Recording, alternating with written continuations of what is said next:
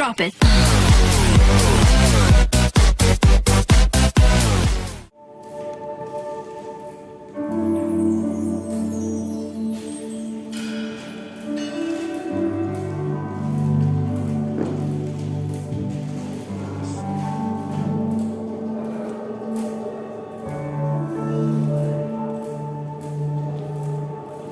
Haleluya.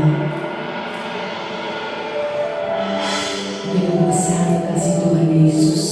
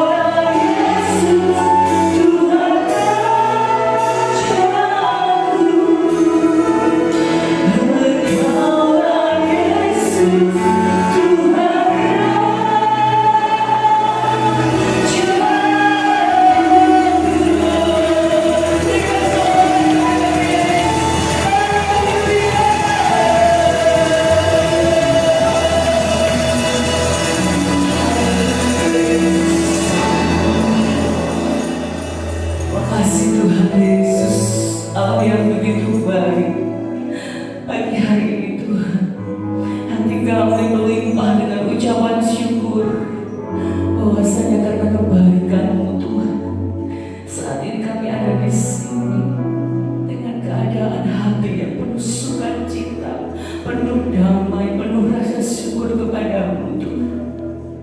Layakkan kami menaikkan puji-pujian Tuhan. Layakkan hati, pikiran dan lidah kami Tuhan.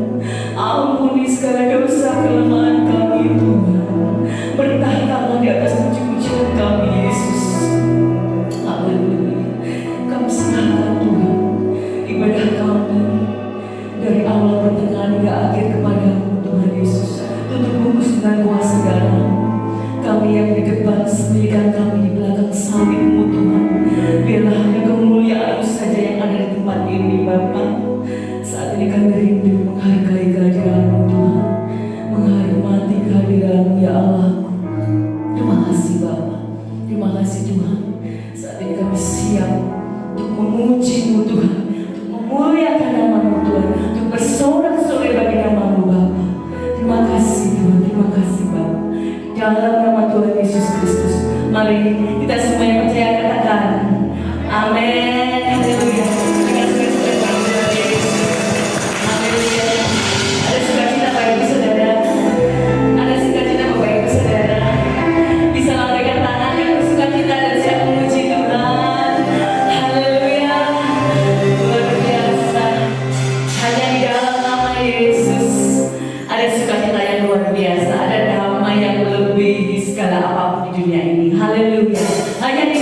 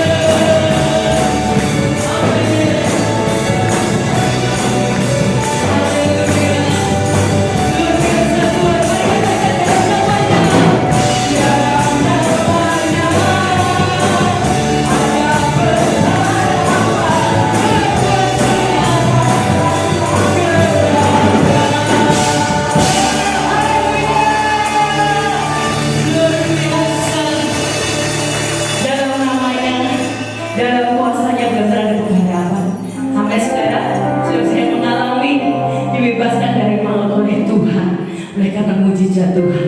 Tiada yang mustahil bagi Tuhan kita. Amin. Haleluya. Darahnya yang sudah menebus kita. Bulan ini kita berada Paskah. Oleh karena darah Yesus, darah anak domba yang menebus kita, kita menjadi bebas dari segala dosa. Haleluya. Bersorak-sorai hai umat Allah. Kudus dan mulia nama-Mu Tuhan.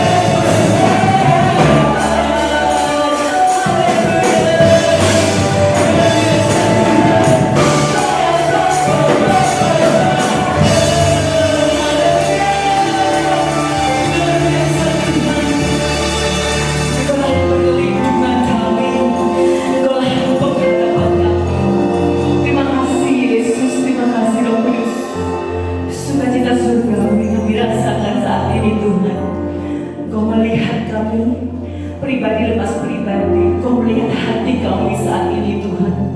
Kau melihat hati kami yang haus akan Engkau, hati yang rindu untuk memuji-Mu, hati yang rindu untuk menyembah-Mu, hati yang rindu untuk mendengar surat cinta-Mu Tuhan. Ini namanya Sikrubalayas. Terima kasih Tuhan, terlalu besar kasih-Mu bagi kami Tuhan. Terlalu besar kami rasakan setiap hari dalam hidup kami Yesus.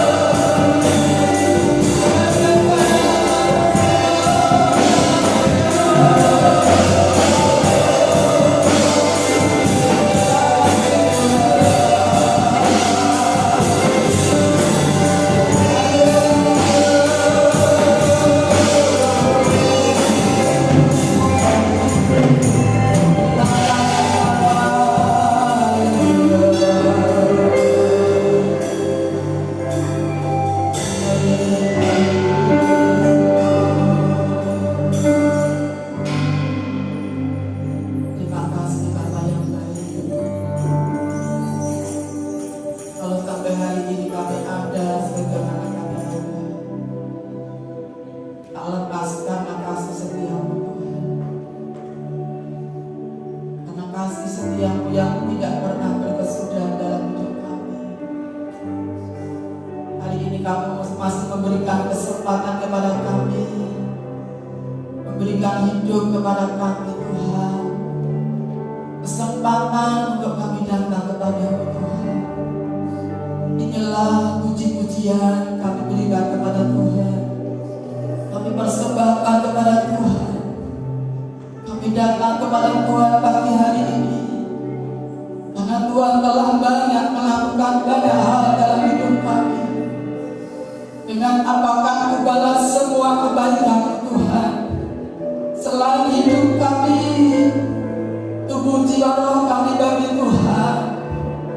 Dan inilah kami pagi hari ini, kami bawa hidup kami, kami bawa seluruh tubuh jiwa roh kami, pujian penyembahan kami kepada-Mu Tuhan.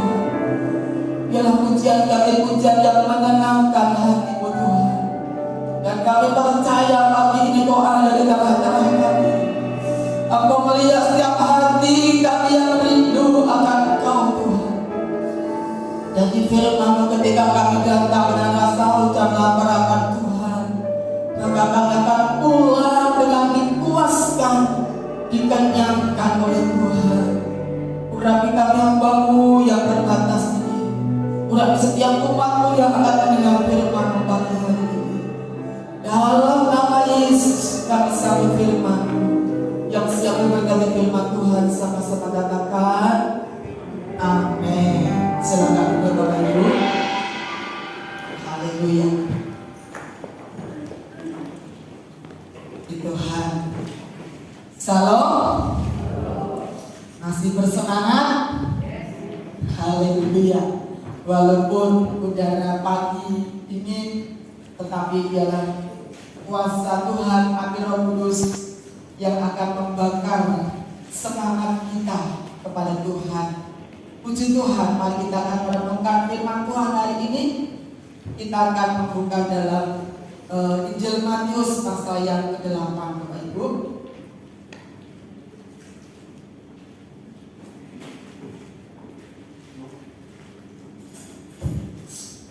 Injil Matius pasal 8 ayat 18 sampai 22. Ya, kita akan baca. Hal pengikut Yesus. Bersama-sama, ketika Yesus melihat orang banyak itu mengelilinginya, Ia menyuruh bertolak ke seberang. Lalu datanglah seorang ahli Taurat dan berkata kepadanya, Guru, aku akan ikut engkau kemana saja engkau pergi. Yesus berkata kepadanya, serigala mempunyai liang dan burung mempunyai sarang, tetapi anak manusia tidak mempunyai tempat untuk meletakkan kepalanya. Seorang lain, yaitu salah seorang muridnya, berkata kepadanya, Tuhan, izinkanlah aku pergi dahulu menguburkan ayahku. Tetapi Yesus berkata kepadanya, ikutlah aku, dan biarlah orang mati menguburkan orang mati mereka. Puji Tuhan. Nanti ini kita akan merenungkan menjadi pengikut Kristus yang sejati. Bagaimana Tuhan mengajarkan kepada kita bagaimana untuk menjadi pengikut Kristus yang sejati. Sudah berapa tahun kita mengikut Tuhan? Sudah kita hidup sendiri sampai hari ini, berapa tahun kita ikut Tuhan? Pengiringan kita selama ini sudahkah sampai menjadi standarnya Tuhan? Atau menjadi pengikut-pengikut yang biasa-biasa saja? Tuhan punya standar bagaimana kita menjadi pengikut Kristus, berarti jadi murid Tuhan yang sejati. Saya mengenal Tuhan bukan dari sejak kecil. Saudara bersyukur kalau punya orang tua, mulai dari kandungan saudara mengenal Tuhan, dibawa ke gereja dari kecil. Saya tidak, saudara. Bahkan mulai dari kelas 5 SD kurang lebih saya baru mengenal Tuhan Yesus. Karena waktu itu ada Pak di saya kenal dengan seorang hamba Tuhan, kemudian Pak saya membawa menceritakan kepada orang Pada awalnya waktu itu hanya orang tua saya yang kenal Tuhan. Saya dengan adik saya belum mau ikut.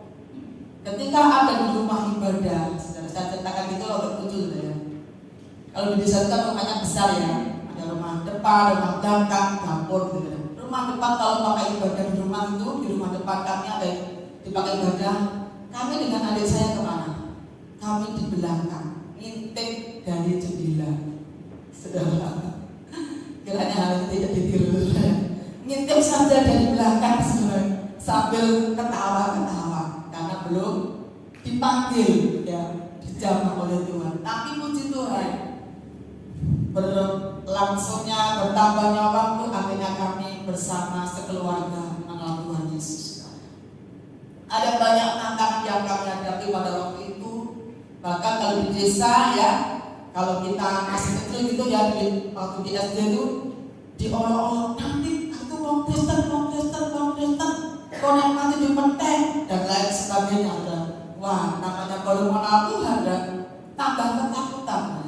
Dan sampai pada suatu ketika di tempat kami itu ada seorang hamba Tuhan, cari keluarga hamba Tuhan, dan puji Tuhan orang tua saya memberikan tempat tinggal di rumah saya, hamba Tuhan sekeluarga. Ibu orang tua saya menampung hamba Tuhan di rumah kami, kemudian bisa melayani kami dan orang-orang di sekitar pada waktu itu. Dan akhirnya karena menabur ngopeni hamba Tuhan, menampung hamba Tuhan, akhirnya kami jadi hamba Tuhan. Amin, saudara ya. Indah kalau saya renungkan, oh dulu itu ternyata menjadi hamba Tuhan itu tidak instan. Ternyata sudah ada taburan dari orang tua saya ya. Saya ingat bagaimana orang tua saya menampung hamba Tuhan, dibuat di kamar depan itu, saudara ya. Saya ingat sekali. Puji Tuhan. Ada beberapa orang mengikut Tuhan Yesus ya. Ada orang Kristen kapal selam, saudara ya. Ketika tidak ada hal yang penting, kapal selam itu akan terus menyelam. Tetapi kalau ada hal yang diperlukan, maka kapal itu akan baru keluar ya, keluar, saudara. Ini orang Kristen kapal selam. Ikut Tuhan, iring Tuhan, setia kepada Tuhan. Hanya kalau ada masalah, aku butuh Tuhan, saudara ya. Ini bukan bentuk Kristen yang sejati, saudara. Ada orang Kristen purba, bukan zaman dulu ada. Purba itu artinya orang Kristen yang pura-pura baik, saudara, pura-pura baik. Nek di gereja baik, saudara. Tapi nek di pekerjaan, di rumah, saudara, tidak menjadi berkat bagi keluarga di pekerjaan. Ada orang Kristen konsen ya, saudara tahu konsen? Tidak dipandang ya, bagus, saudara ya. Tapi saudara di sana pernah melihat buahnya? Pernah bisa besar? Tidak. Terus konsen tidak bisa bertumbuh, tidak bisa berbuah, hanya dipandang orang bagus ya, indah, terlihat menarik, disukai banyak orang, tetapi tidak ada perubahan dalam hidupnya. Tapi itu Kristen yang Tuhan tidak kehendaki. Dan pagi ini kita akan merenungkan Kristen sejati itu, pengikut itu sejati seperti apa, saudara. Kita akan melihat ayat yang ke-18. Ketika Yesus melihat orang banyak mengelilinginya, Ia menyuruh mereka bertolak ke seberang. Kalau saudara lihat, ya saudara, pasal 8 ayat 1 sampai yang ke-4 di sana, bagaimana Yesus menyembuhkan seorang yang sakit kusta. Mukjizat terjadi. Dalam Matius pasal 8 ayat 5 sampai 13 dilanjut di sana, bagaimana Yesus menyembuhkan hamba seorang perwira di Kapernaum. Dan ayat yang ke-14 dilanjutkan, bagaimana Yesus menyembuhkan ibu mertua Petrus yang demam, dan banyak orang lain yang sakit disembuhkan. Bahkan Yesus mengusir roh itu. Perhatikan, ketika Yesus melihat setelah terjadi bagaimana Yesus mengadakan mukjizat itu, saudara, Yesus menyuruh mereka, orang banyak itu, mereka bertolak ke seberang. Tetapi sementara ayat ke-11, lalu datanglah seorang ahli Taurat dan berkata kepadanya, Guru, aku akan mengikut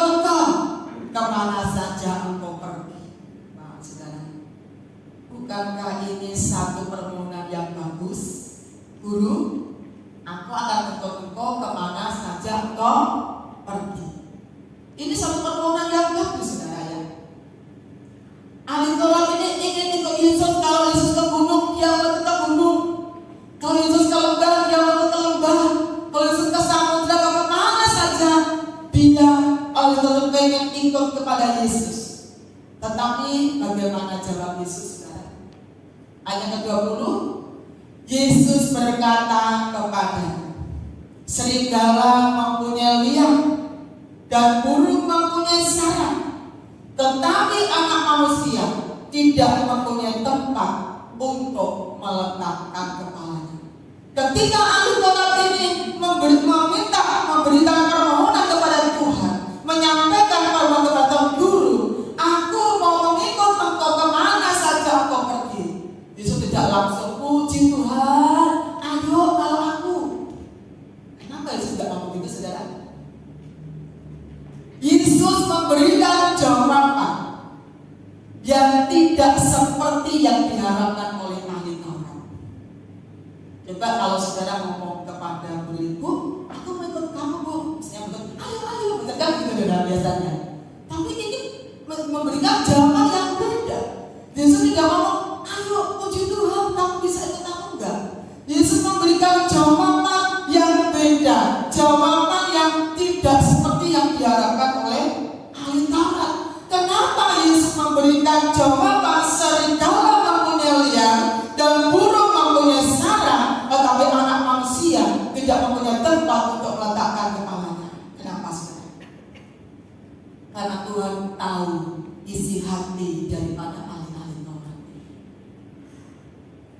Saya tidak tahu isi hati saudara, motivasi saudara itu Tuhan. Saudara ibadah datang ke gereja, saya tidak tahu motivasi saudara. Tetapi ada sepasang mata yang hari ini melihat, menilai hatiku, melihat hatimu yang datang beribadah kepada Tuhan. Amin. Tuhan melihat karena Tuhan itu maha tahu, saudara. Tuhan itu maha mengerti, Tuhan itu maha tahu makanya. Tuhan itu mengerti apa sih motivasi ahli Taurat ini mau mengikut. Ternyata saudara, motivasi ahli Taurat untuk Tuhan karena apa? Karena sudah melihat mukjizat yang diperbuat Yesus tadi, saudara. Mereka ikut Tuhan Yesus karena sudah melihat sesuatu yang spektakuler, sesuatu yang luar biasa, tanpa memahami dasar dan alasan mengapa mengikut Tuhan Yesus. Hanya ingin hal-hal yang spektakuler, hal yang luar biasa, mukjizat. Saya katakan, saudara, mukjizat itu tidak keliru. Setiap kita membutuhkan mukjizat. Amin. Keluarga kita butuh mukjizat. Pelayanan kita membutuhkan mukjizat. Tetapi yang saya sampaikan, kalau motivasi kita datang beribadah melayani hanya karena mukjizat, itu adalah motivasi yang sudah keliru di hadapan Tuhan. Pengikut Tuhan yang jauh itu harus memiliki motivasi yang benar, saudara. Kita datang kepada Tuhan bukan karena mukjizatnya, bukan karena mukjizat, tapi kita datang karena Yesus. Yesuslah yang layak kita sembah, yang layak kita agungkan, yang layak kita satu dalam hidup kita. Karena ada banyak orang menjadi kecewa ketika datang beribadah tidak ada mukjizat. Aku pengen gereja supaya mukjizat, tapi belas kayaknya opo-opo nih. Tidak sedikit orang yang kecil ketika kita datang mengharapkan mukjizat, motivasi yang kita keliru, saudara. Tidak sedikit orang yang kecewa, yang mundur, yang meninggalkan Tuhan ketika hidupnya tidak mengalami mukjizat, saudara. Ini alasannya Tuhan Yesus, dan di sini ngomong serigala mempunyai liang dan burung mempunyai sarang, tapi anak manusia tidak punya tempat untuk meletakkan kepalanya. Artinya Yesus mengajarkan kalau kita ikut Tuhan akan mengalami kesulitan yang kita alami saat ikut Yesus.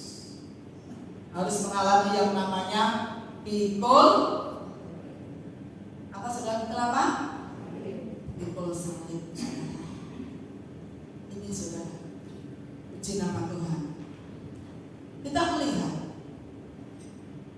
dalam Injil Matius pasal yang ke-6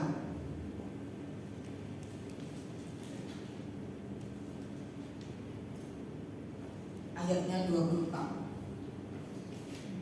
Ya, kita baca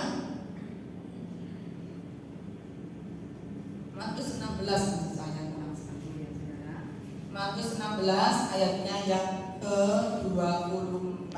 Yuk kita baca. 1, 3. Lalu Yesus berkata kepada murid-muridnya, setiap orang yang mau mengikut aku, dirinya. Nah, saudara, jelas ya.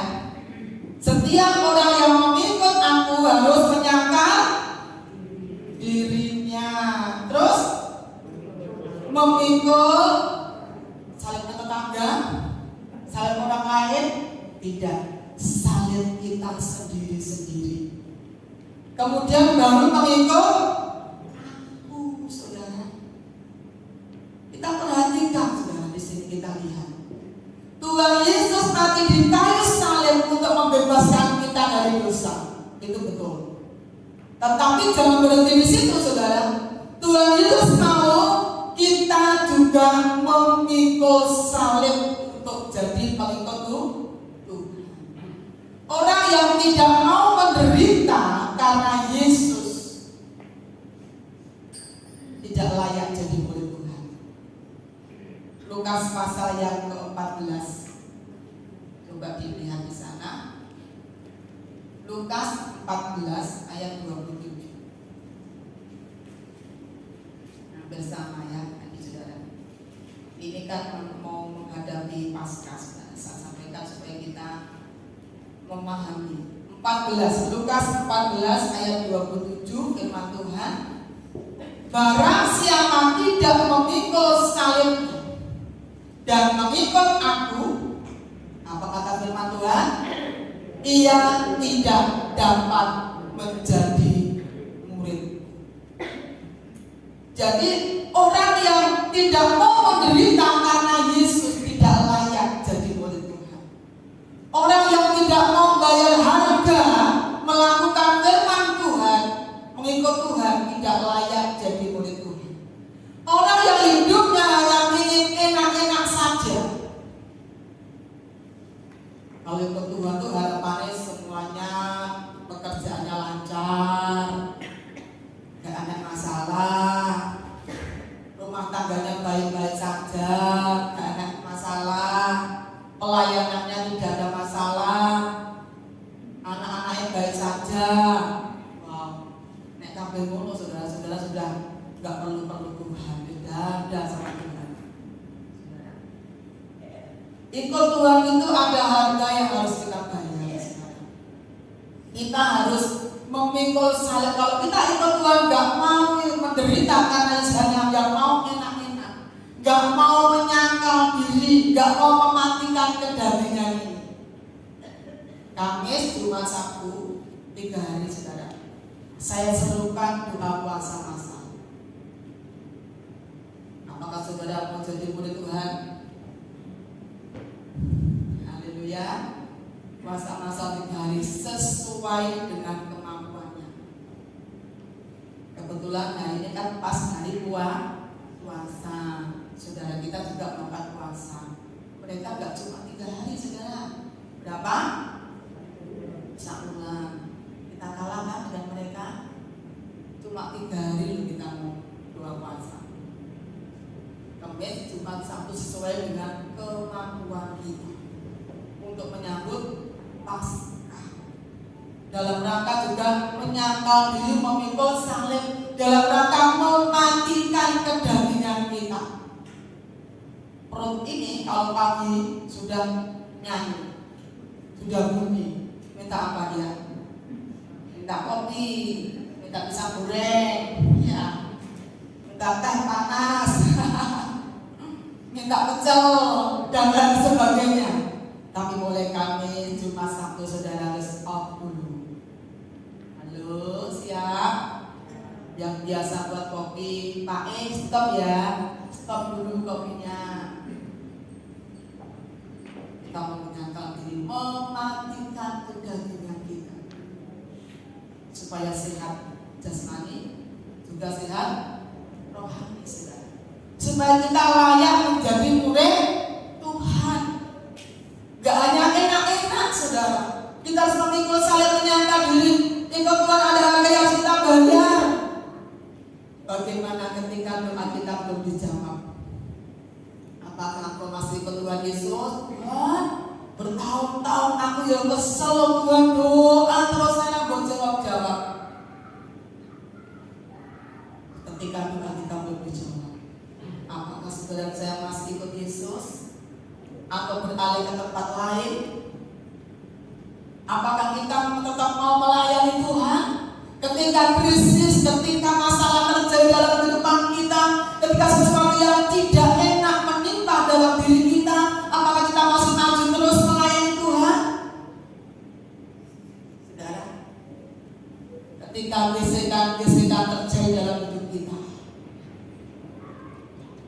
termasuk salib, saudara, gesekan terjadi dalam hidup kita satu dengan yang lain. Suami menggesek istri, istri menggesek suami, orang tua menggesek anak-anak, menggesek orang tua kadang-kala. Ketika dalam satu keluarga itu saling menggesek, apakah kita, "Bos, kamu gak betah nih jadi orang tua, aku tak pindah ke tetangga sebelah."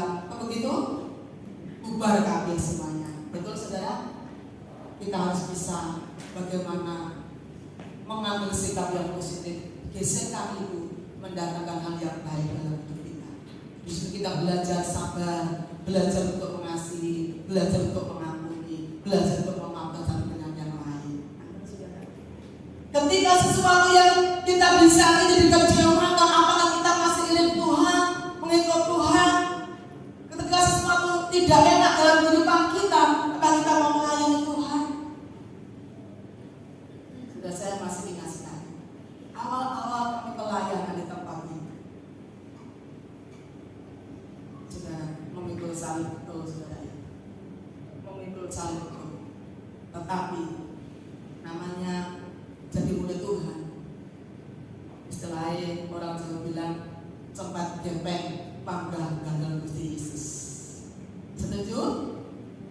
Karena ikut Tuhan itu pasti intinya enak, saudara ya. Walaupun awalnya tidak enak, tapi pasti percaya akhirnya pasti enak.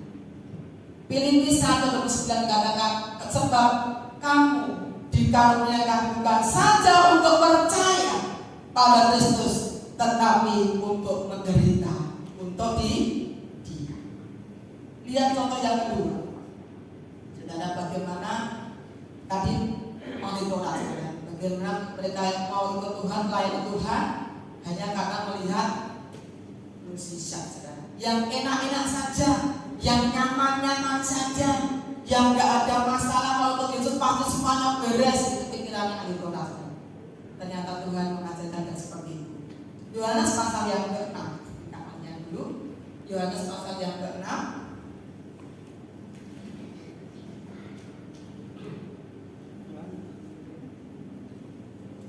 Yohanes pasal yang ke-6 ayat 24,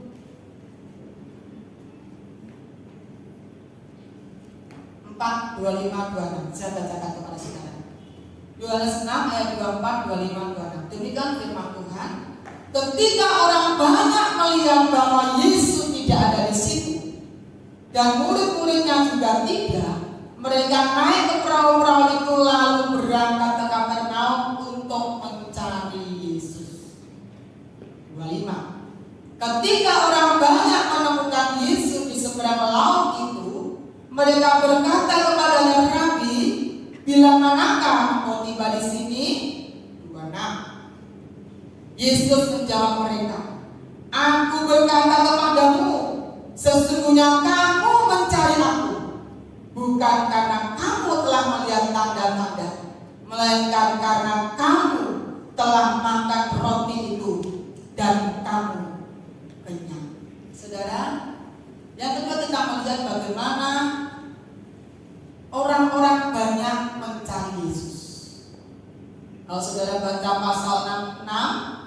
ayat 1 sampai ayat yang ke-15. Di situ Yesus mengadakan mukjizat juga, memberi makan 5.000 orang lebih dengan 5 roti 2 ikan. Saudara. Kemudian setelah itu Yesus bertolak, saudara, dan orang banyak mencari Tuhan. Nanti mau guru tadi, mana terus tadi yang sudah mengadakan mukjizat tadi, yang sudah memberi aku makan tadi, kemana Yesus? Banyak orang mencari Yesus. Ketika orang banyak itu menemukan Yesus di seberang laut, mereka berkata, Rabi, bila mana engkau tiba di sini? Ketika orang banyak ketemu dengan Yesus, saudara, dan mereka ketemu dengan Tuhan Yesus, Yesus menjawab apa, saudara? Aku berkata kepadamu. Yesus gak semua, tetapi Yesus cuma menegur mereka. Aku berkata kepadamu, sesungguhnya kamu mencari aku, bukan karena kamu telah melihat tanda-tanda, melainkan karena kamu telah makan roti dan kamu ternyata mulai Yesus karena apa? Masalah perut. Sudah menikmati roti dan mencari Yesus karena masalah perut, masalah roti, saudara. Tuhan Yesus mengerti isi hati mereka kembali. Karena Tuhan itu tahu apa motivasi mereka cari aku. Tuhan Yesus mengerti apa motivasi orang banyak itu mencari Yesus, saudara. Yesus mengerti motivasi mereka. Yesus tahu isi hati mereka. Bahkan mereka mengikut Yesus, mencari Yesus, bukan menginginkan Yesus. Tetapi mereka mencari Yesus, menginginkan hal lain dari Yesus. Apa itu hal lain itu? Roti. Hal lain itu apa? Bisa kekayaan, bisa kemewahan. Sudah. Kalau kita ikut Tuhan hanya ingin mencari perkara-perkara jasmani, ingin mendapatkan kemapanan, saudara. Motivasi hanya itu, saudara. Maka tidak sedikit orang juga yang kecil. Karena kebenaran firman Tuhan di dalam Yohanes pasal yang ke-6, ini akibatnya. Akibatnya orang mencari Tuhan bukan Tuhan. Yang dicari bukan Yesus, tapi roti. Perkara-perkara yang hanya jasmani, saudara. Apa akibatnya? Yohanes 6 ayatnya yang ke-66. Kita baca bersama. Yohanes 6 ayat 66. Ya, 1, 3. Mulai dari waktu itu, apa? Banyak murid-muridnya mengundurkan diri dan tidak lagi mengikuti. Banyak atau sedikit? Banyak murid-muridnya yang mengundurkan diri dan tidak lagi mengikuti Tuhan. Kenapa? Tuhan tahu isi hati, makanya Tuhan tegur. Kamu cari aku bukan karena aku, tapi kamu cari aku karena kamu makan roti dan sudah Ketika kita ikut Tuhan, melayani Tuhan, motivasi kita keliru. Tidak sedikit orang yang mundur dari pelayanan, mundur dari Tuhan. Harapannya nek melayani Tuhan, ikut Tuhan itu semuanya gak ada masalah. Seperti itu, saudara ya. Bila kita belajar dari sini belajar, ayo memiliki motivasi yang benar ketika ikut Tuhan. Karena apa, saudara? Orang yang punya motivasi yang benar pasti hidupnya diiringi dengan mukjizat. Amin. Kalau kita sudah punya motivasi yang benar di hadapan Tuhan, hidup kita pasti diiringi dengan mukjizat. Kalau motivasi kita benar, kalau kita hanya mencari Yesus hal yang jasmani, saudara, ketika kita tidak mendapatkan, kita bisa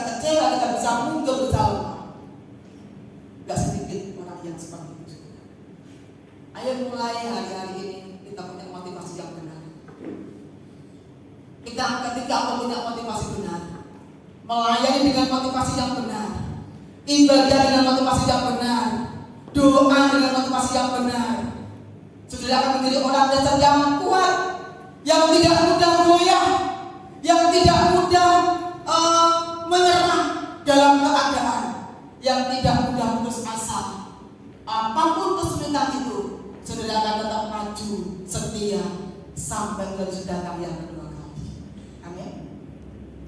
Yang kedua kali kita akan melihat Matius 8 kembali saudara. Matius 8 ayatnya yang ke-21. Seorang lain, yaitu salah seorang muridnya, berkata kepadanya, Tuhan, izinkanlah aku dahulu menguburkan ayahku.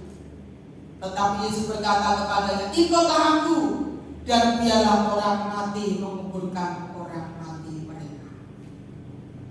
Saudara, mereka datang kepada Tuhan Yesus juga berkata, Tuhan, aku mau ikut engkau, tetapi izinkan aku dulu menguburkan ayah. Bukan alasan. Di sini Tuhan mengajarkan kepada kita kalau kita ikut Tuhan itu bicara tentang prioritas. Tentang prioritas. Jadi kalau kita ingin menjadi murid Tuhan, murid Tuhan yang jadi itu kita harus memprioritaskan Tuhan di atas segalanya. Ya, Tuhan Yesus itu mengajarkan kepada kita untuk menghormati orang tua itu wajib. Itu ajaran Tuhan Yesus juga mengajarkan kita bagaimana kita menghormati orang tua. Tetapi di sini Tuhan mengajarkan kepada kita untuk jadi pengikut Kristus yang sejati itu harus memprioritaskan Tuhan di atas segalanya. Kita akan lihat Lukas pasal yang ke-14.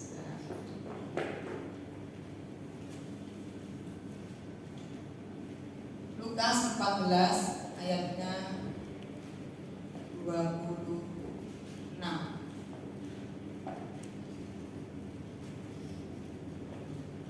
Ya, kita baca Lukas 14 ayat 26.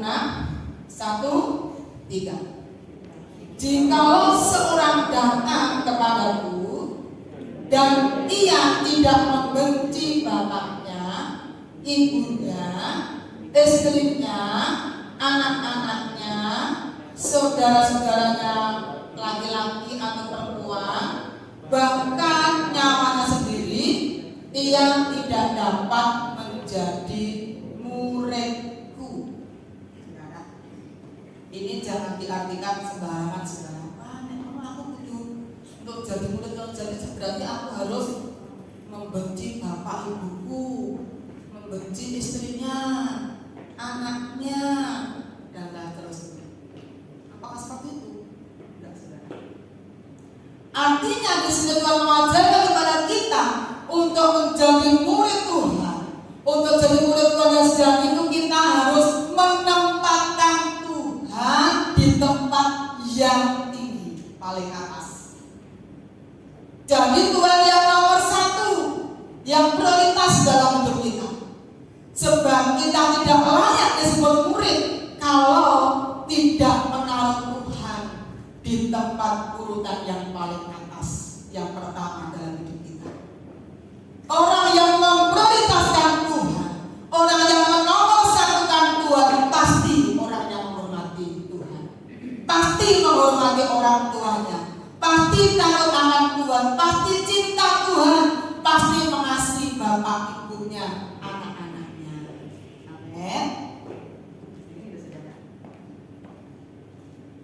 mari kita akan memprioritaskan Tuhan. Orang yang mengasihi bapak ibunya belum tentu dia mengasihi Tuhan. Tetapi orang yang memprioritaskan Tuhan, menomorsatukan Tuhan, menaruh Tuhan yang di urutan yang paling pertama, yang paling atas, dia pasti akan mengasihi keluarganya, cinta kepada keluarganya, menghormati orang tuanya. Itu sebabnya kita akan belajar firman Tuhan ini. Yesus mengatakan, biarlah orang mati menguburkan orang mati. Di sini Yesus mengajarkan kepada kita, sesungguhnya kalau kita mengutamakan Tuhan, kalau kita memprioritaskan Tuhan, sesungguhnya masalah keluargamu, pekerjaanmu, anak-anakmu, itu Tuhan yang atur. Itu urusannya Tuhan. Ketika kita sudah menomorsatukan Tuhan, Tuhan mau supaya kita ini tetap mengutamakan Tuhan dalam kehidupan kita. Karena Tuhan itu yang bertanggung jawab. Ketika kita menomorsatukan Tuhan, ketika kita mau prioritaskan Tuhan dalam hidup kita, dengan sungguh-sungguh, percayalah, keluargamu itu akan menjadi urusannya Tuhan. Anak-anakmu, masa depan anak-anakmu itu akan menjadi urusannya Tuhan. Akan menjadi tanggung jawabnya Tuhan dalam kehidupan kita. Tuhan itu tidak mau kita mengabaikan keluarga kita, pekerjaan kita. Tuhan tidak mau, tetapi Tuhan mau. Jangan sampai karena pekerjaan, karena keluarga menjauhkan kita dari Tuhan. Tuhan tidak ingin kesibukan kita membuat kita tidak bisa beribadah, tidak bisa melayani. Tuhan tidak ingin orang-orang yang terdekat kita membuat kita melupakan Tuhan. Dia harus menjadi urutan yang pertama dalam kehidupan kita. Dalam Matius 6:23 waktu Tuhan katakan, cari dulu kerajaan Allah dan kebenarannya, maka semuanya akan ditambahkan kepadamu.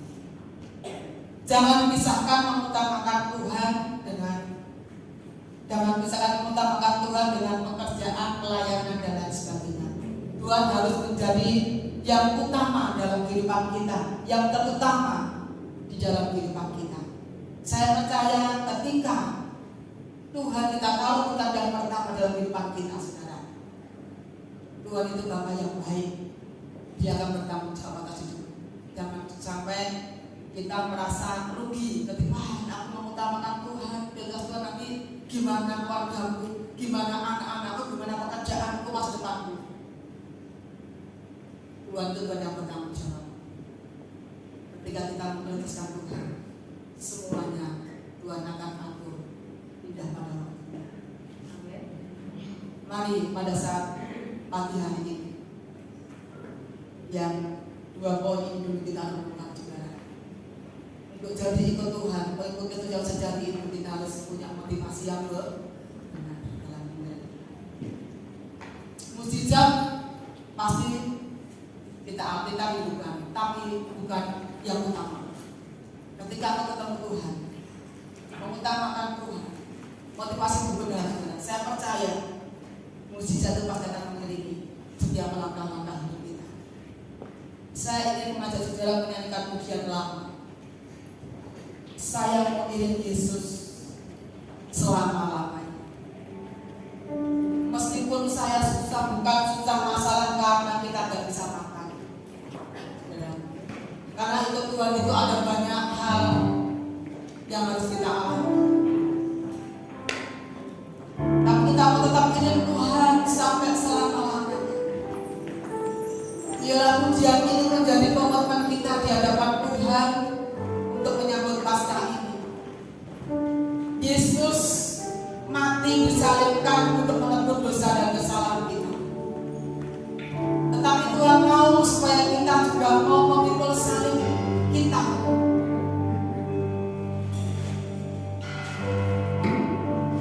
Haleluya.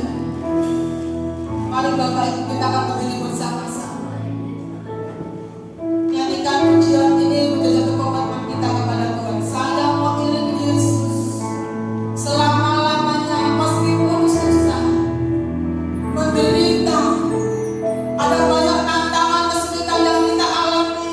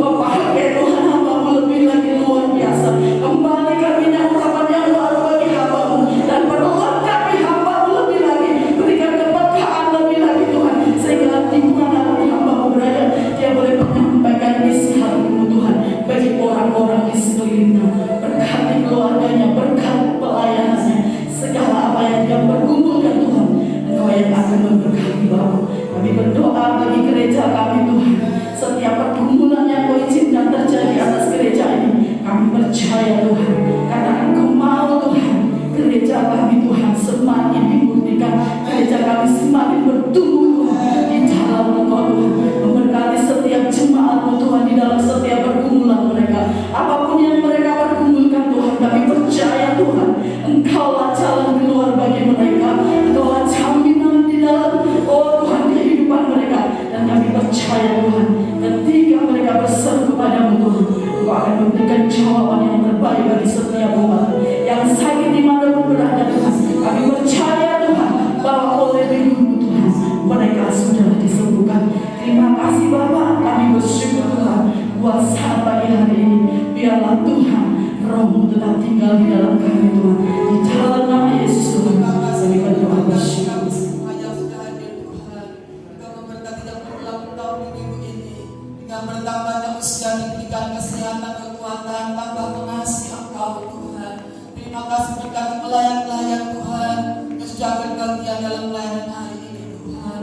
Sebentar kita kami memberikan persembahan syukur, persembahan korban syukur, persembahan tentang fasilitas gereja yang mengembalikan milik Tuhan. Kau berkati ajarkan kami melangkah semuanya karena kami mengasihi Tuhan, bukan karena siapa-siapa. Terima kasih Tuhan, manakala usai ibadah kami akan pulang buat menolong kepada kami. Diberkati ketika Engkau masuk dalam rumah Tuhan, diberkati ketika Engkau pulang dari tempat ini, diberkati kesehatanmu, diberkati keuanganmu, diberkati keluargamu, diberkati usaha pekerjaan bisnismu, diberkati sekolah, kuliah dan pelayananmu. Ketika Engkau di rumah, ketika Engkau keluar rumah, Tuhan menjaga keluar masuk. Terimalah anugerah mukjizat dan berkat yang datang dari Bapa di surga, kasih sayang daripada Tuhan Yesus Kristus, dan persekutuan Roh Kudus menyertai hidupmu mulai hari ini, esok sampai Maranatha, datang yang kedua kali menjemput umat yang setia sampai akhir hidupnya. Terimalah berkat dalam nama Tuhan Yesus Kristus. Yang diberkati Tuhan, sama-sama katakan amin.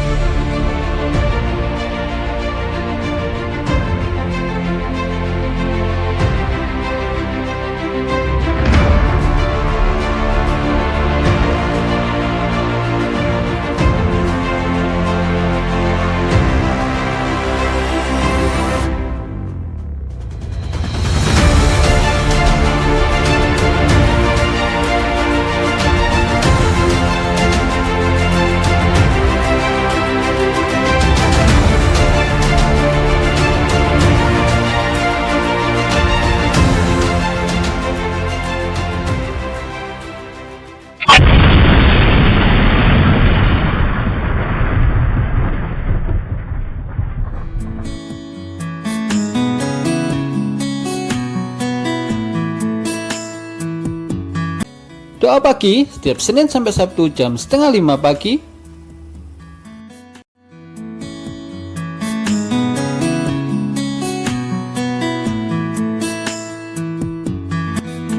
Doa puasa setiap Sabtu jam 10 pagi. Yohanes 3 ayat 16. Ia turun ke dunia jadi manusia, melayani, mengajar, memuridkan dan memberitakan Injil, penuh kuasa dan mujizat, diserahkan dan dihukum, diadili, dibelenggu,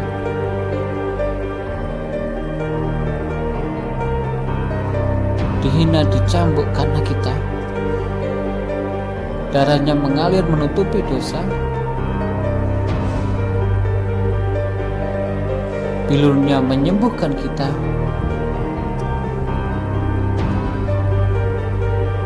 menjadi kutuk karena kita, dihina, dipermainkan, bahkan mati ganti kita, tergantung di kayu salib. Ibadah Jumat Agung dan perjamuan Tuhan Jumat 15 April jam 7 pagi. Pada hari yang ketiga ia bangkit dan kalahkan maut mengubah hidup kita.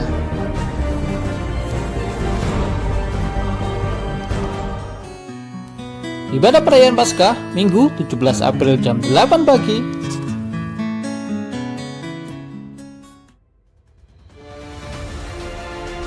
Sebab jika kita telah menjadi satu dengan apa yang sama dengan kematiannya,